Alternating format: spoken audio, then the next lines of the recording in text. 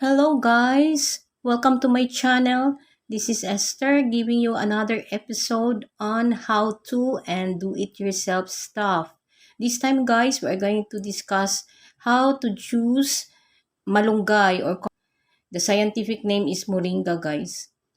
So it is so easy to prepare guys. This Moringa is known to be a miracle tree and we are going to create a miracle juice. So stay tuned guys and stay with me until the end. First step guys is you have to thoroughly wash the moringa or malunggay with running water. So I selected young leaves moringa, young leaves. So this one. Wash it well and then remove the leaves from the stems.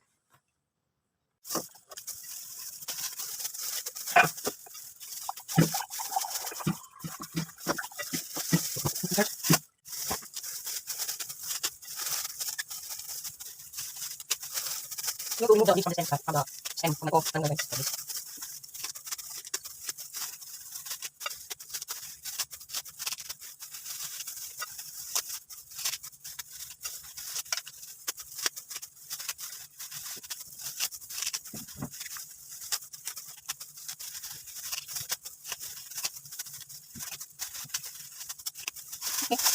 Guys, you have to boil water. So this is the water that I'm boiling right now. So we will wait for that to boil and add the spices. I'm slicing now guys the spices.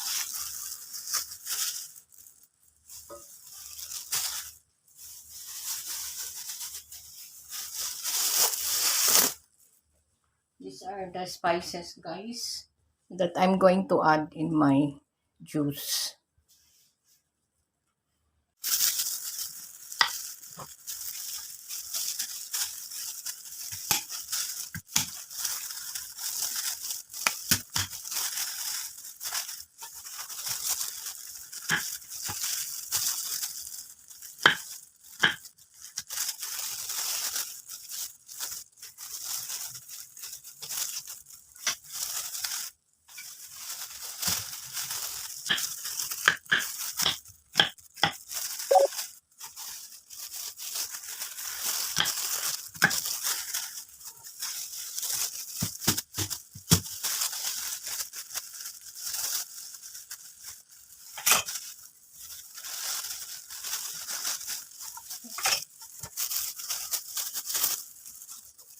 So these are now the spices that I'm going to add in my wonder juice, miracle juice, or super juice. We call it as they call it. So we have the this is ginger, onions, and garlic. Then we have here lemongrass. So all of these spices, guys, have nutritional value or values that are good in reducing uric acid. So the goal is to reduce uric acid.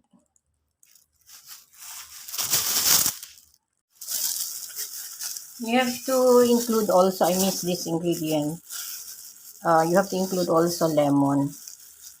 So add lemon in your. Oh, so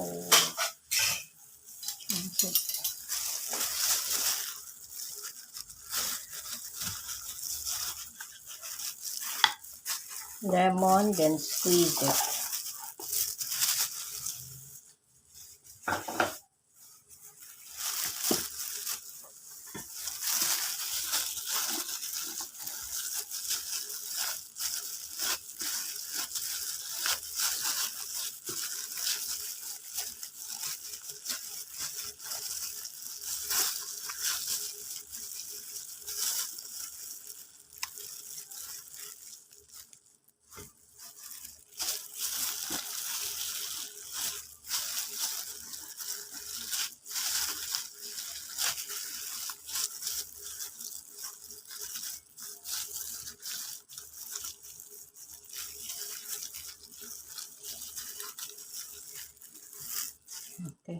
is the juice, guys. You have to bring to boil the water, and after that add all the spices in there. Okay, and let it boil for 2 minutes.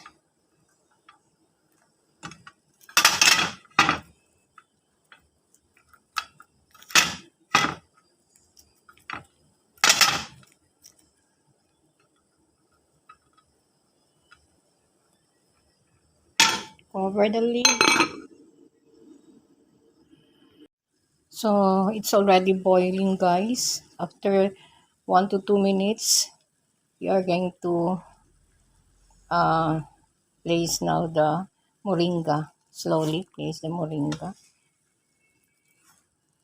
Then let it boil for another 1 to 2 minutes. If you want it half cooked, 1 minute only. Pero if you want it fully cooked, 2 minutes. Let it boil for another 2 minutes.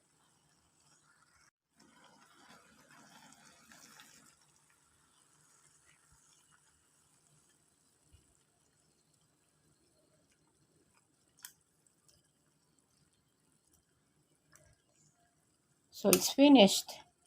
What I'm going to do now is to have this one cool it for 30 minutes to 1 hour. Then after that, I'm going to place it either in a juicer or in a blender. Guys, if you want to have taste of this moringa, you can add either salt, depending on your preference, salt, or a sweetener, which is the best one is honey. So at this point, if you're not going to place it in a blender or in a juicer, this is already a moringa tea. Look at that. So you can already serve this one, then drink this, no? So moringa tea, and which is also very nutritious.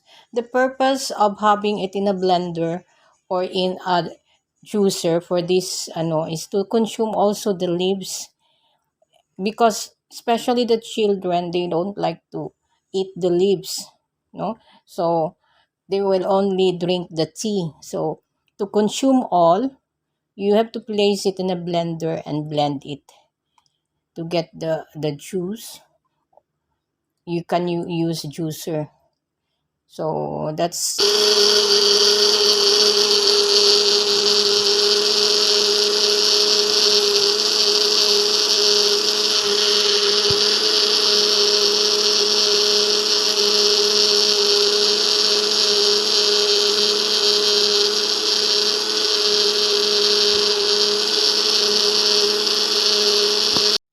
okay. You can pour it in the juice glass.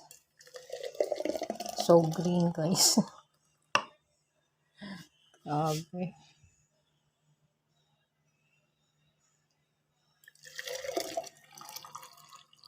Oh, okay. I finished the other one.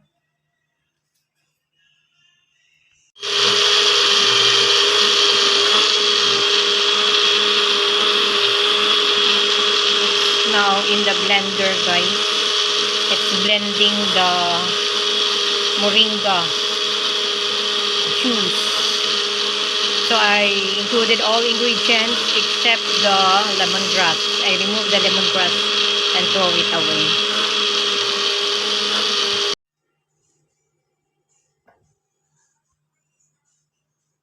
I will now add lemon, a little of it only, for taste.